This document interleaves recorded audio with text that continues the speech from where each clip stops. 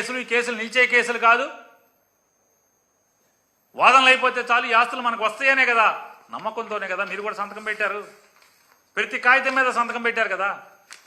చూడండి, ప్రతి కాగితం మీద జగన్మోహన్ రెడ్డి గారు, శర్మిలమ్మ గారు సంతకాలు పెట్టుకున్నారు. ప్రతి కాగితం మీద రాసుకున్న ప్రతి కాగితం మీద. అంటే ఈ ఒప్పందం మీద మీరు నమ్మకం ఉంటేనే కదా పెట్టుకున్నారు. ఈ ఆస్తులన్నీ కోర్టులో జగన్మోహన్ రెడ్డి కేసుల్లో జయించి ఈ ఆస్తులన్నీ కూడా మళ్ళీ మీ కుటుంబానికి తిరిగి సంపాదిస్తాడనే కదా ఇందులో వాటా రాసుకున్నారు. భారతీయ సిమెంట్స్లో 40% వాటా, సాక్షిలో 40% వాటా, అలాగే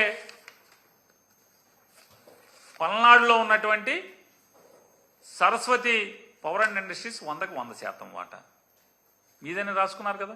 ఇంకా వేరే ఆస్తులు కూడా ఉన్నాయి, అన్నీ రాసుకున్నారు కదా. ఈడీ అటాచ్మెంట్లో ఉన్న ఆస్తులు అన్న ప్రేమ లేదు ప్రేమ లేదని మాట్లాడుతున్నారు. ఈ మాట్లాడే వాళ్ళందరన్నా ప్రేమ లేకపోతే ఆ సంతకాలు ఎందుకు పెడతారు? ఈ సంతకం బలిగొరదా?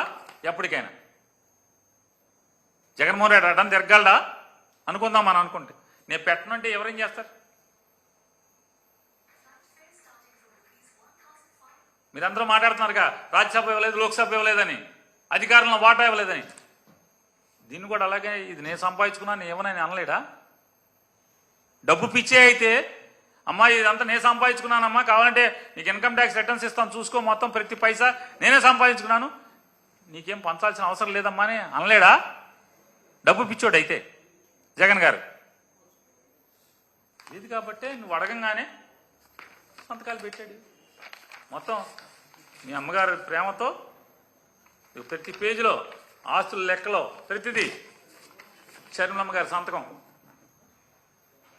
దాంట్లో అన్నీ ఉన్నాయి కదా. భారతీయ సిమెంట్లో 40% వాటా, సాక్షిలో 40% వాటా, అన్నింటిలో అన్నీ ఉన్నాయిగా. ఇది పబ్లిక్ డాక్యుమెంటే ఇవాళ.